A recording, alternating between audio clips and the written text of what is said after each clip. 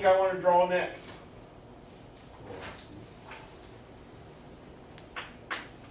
Sounds good to me. Let's draw the velocity.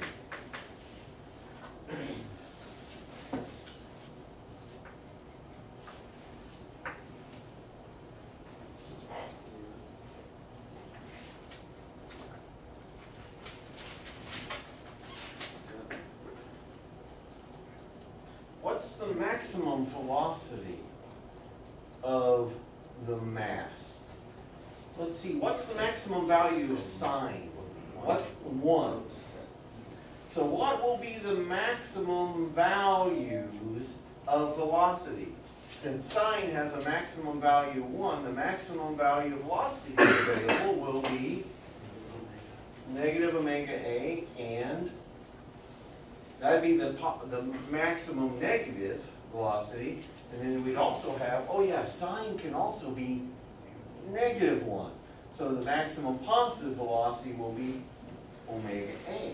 Cool. So notice how before I got started here, I was starting to think about amplitude, and I thought, well, I better go over there and establish that.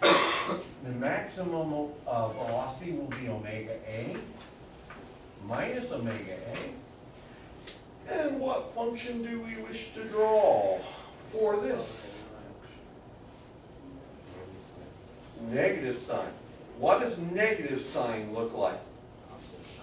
Opposite of sine, exactly. And what does sine look like? It starts out going downward from the origin. Yeah, the negative sign will start out going downward. Positive sign will go up from the origin. Negative sign then will go down.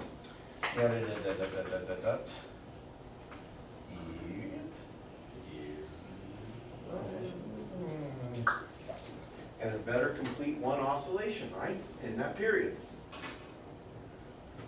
Now, let's see if this makes sense based on how we started the semester. How many times did I say to you?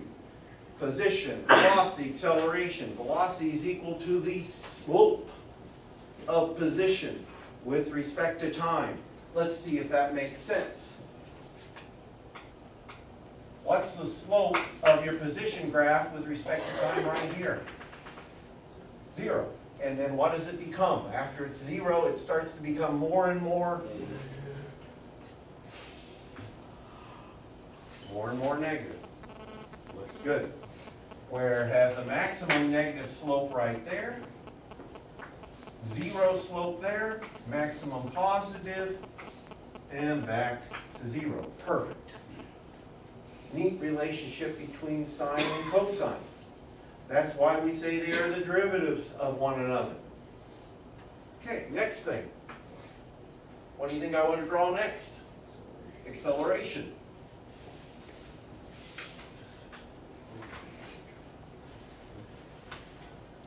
If you wanted, we could take a look at the slope. What is the slope of the velocity right here at time t equals 0? Negative. And it's going to be the maximum negative, right? Oh, that fits in very well because acceleration is related to the negative of the cosine.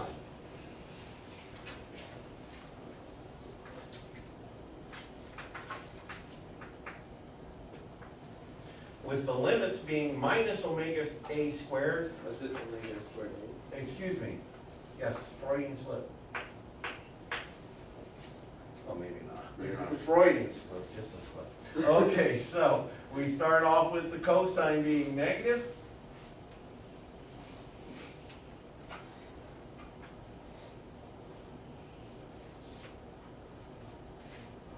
Marvelous.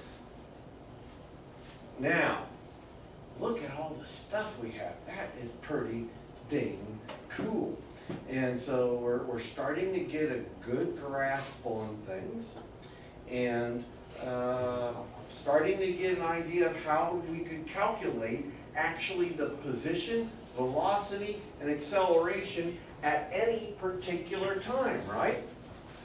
Oh, wait, that was a weird statement to make. What was true about acceleration in the past? When we talked about acceleration problems in the past, Kevin? Constant. Constant acceleration. Now what are we allowing For this situation, what will be true about acceleration?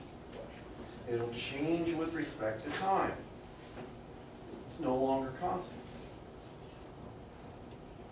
Okay? Everybody with me so far? And this is what the author wants you to do in those homework problems that we assigned. He wanted you to go, okay, look at these. Do you understand some of these equations? Now let's start plugging in some masses. Let's plug in some spring constants.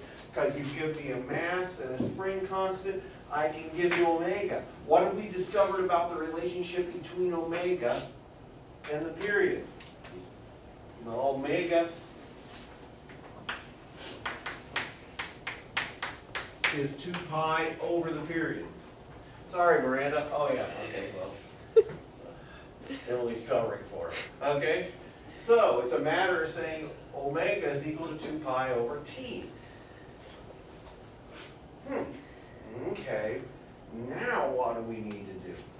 Next thing, flip to the back of chapter 14. I just want to mention one other thing, and then I want to start getting you to the board. So you flip to page 461.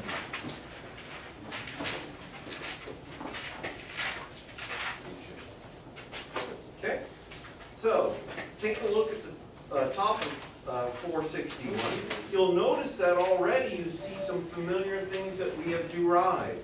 We have figured out that omega is equal to 2 pi over the period. However, there is something else mentioned up there. There is an F equals to 1 over t. What does the F represent? The number of cycles. The frequency, number of cycles per second, number of oscillations per second. So, in addition, you can throw that one into your notes too, saying F is equal to 1 over t. And so I could put that one right here. There was no reason I couldn't do that. F is equal to 1 over t. And so consequently, what do we see as far as a relationship between omega and F? Omega is equal to 2 pi times their frequency. All right, so far so good. Looks like we're covering what the author has there. Take a look at his next expressions right there. Minus kx, okay, we got that. Acceleration, omega, great. We're just kicking butt today. And we got period, good. Uh-oh, look at his expression for position. And he doesn't, he's a little sloppy. Wonder why I wanted to do it for you too. Really, this is position as a function of time. Notice his equation there, he doesn't bother to put indices. You are saying that position is a function of time, and he has cosine of omega t plus v. Uh-oh. Anybody read why he throws in that v value?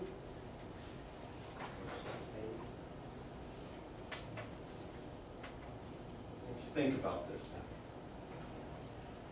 So, let's take a look at what we've diagrammed so far. So what? Well, the so what factor is I'm thinking about a mass on the end of the spring. My situation right here represents pulling the mass to its maximum amplitude and releasing the mass at what time? 0. Yeah, so that's only one case that we've allowed for. Our equations right now only allow for the situation where we have the mass at time t being equal to having a position of A. Oh, that seems kind of limited. What would happen if, say, we looked at the mass and it was moving, but it hadn't made it out here to the maximum amplitude? What do we do in that case? That's where we're headed next. We're going to figure out how to represent an original position that isn't at the maximum amplitude. And the way that you can cover yourself with respect to that is by throwing in a phi. Okay?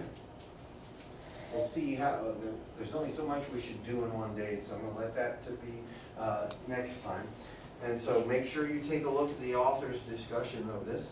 And now the last thing I want to do is say, okay, we're almost there. We just got to figure out that phi value. And then the last thing I want to consider is the equation related to energy.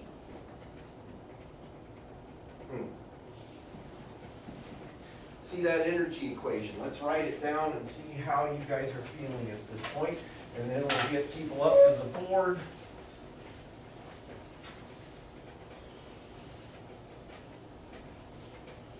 And see how people did on the homework problem. Energy. He claims that the energy in this case will be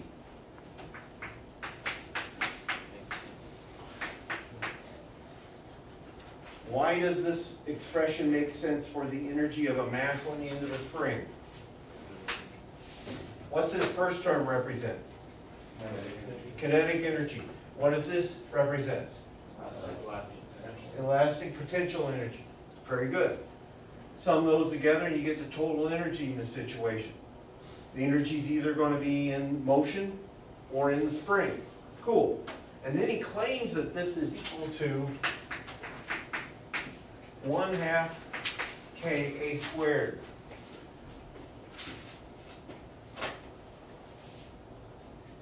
Piece of cake.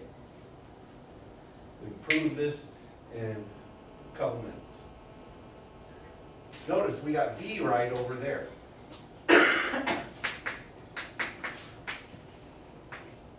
V is equal to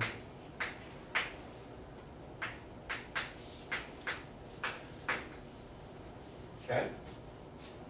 And I'm not going to bother to write the argument. We know what it is. It's right over there. Just shorten things up a little bit. What is X? Cosine of the same argument.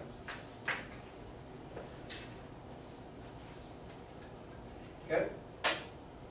And so then we say to ourselves, fine.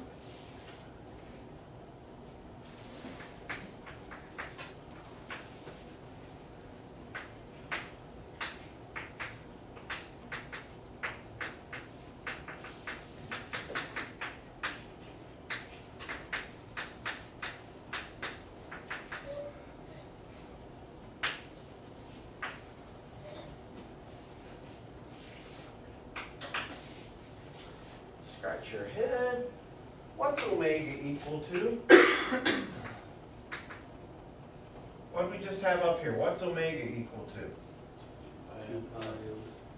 2 pi over t. What's another way? Square root of k over n.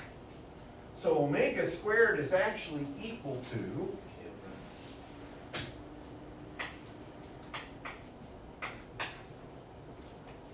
what happens to the m's?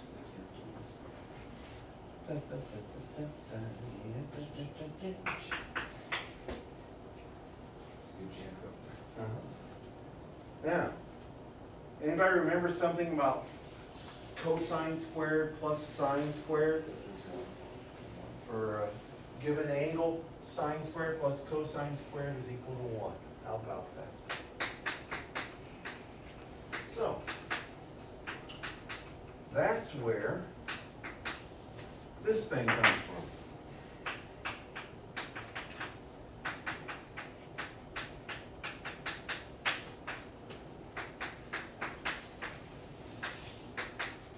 Neat. Where A stands for the amplitude of the motion. Okay? That wasn't bad. For half an hour work today, we got through a good portion of simple harmonic motion. Take a look at what we've done today. That was a quick discussion. We really did race through some very interesting ideas, and I hope you'll take the opportunity to contemplate them again. Walk yourself through the whole story again. Okay, some stares at this. What do people not like about this? This baffle anybody there? All I did was say, here's kinetic, here is elastic potential energy, plug in V from right there, plug in X from right there, see what happens. Falls right in our lap using a standard trig identity. sine squared of theta plus cosine squared of theta gives you 1. All right? Okay.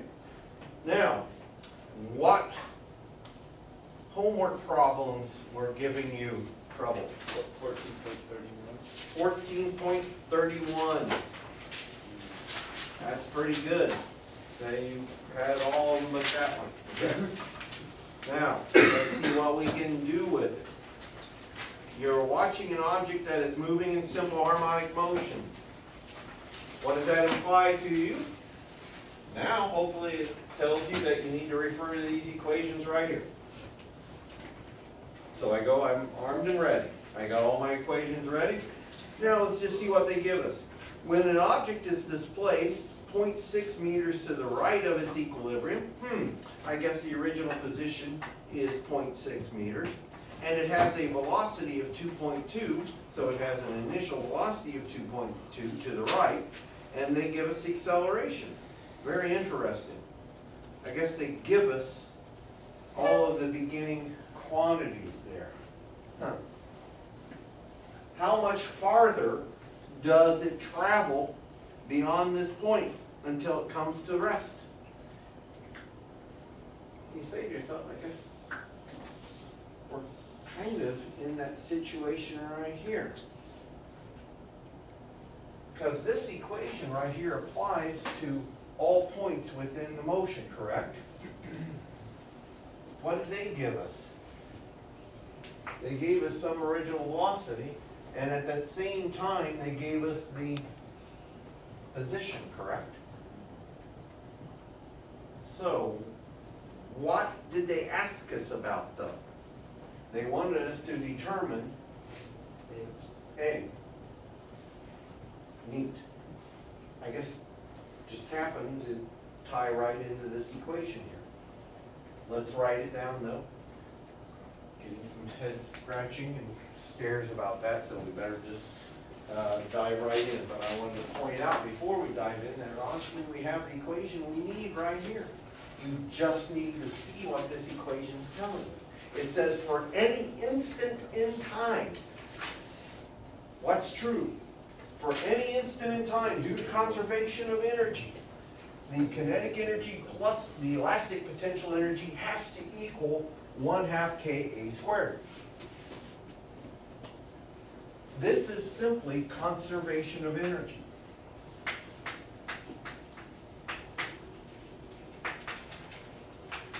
Now, let me state this in a slightly different fashion.